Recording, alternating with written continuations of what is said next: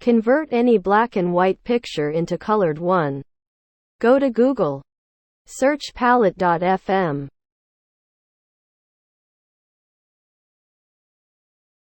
Click on first web page.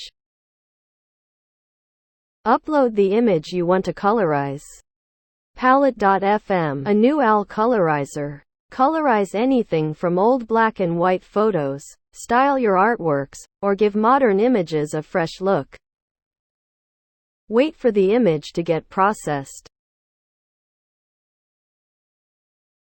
You can colorize your picture by using many filters. Let us first try Base Palette. Boom, your photo is now colorized.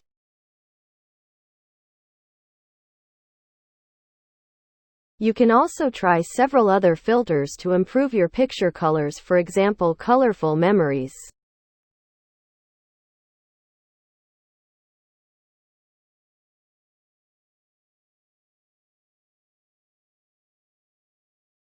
Your photo is now ready with another filter.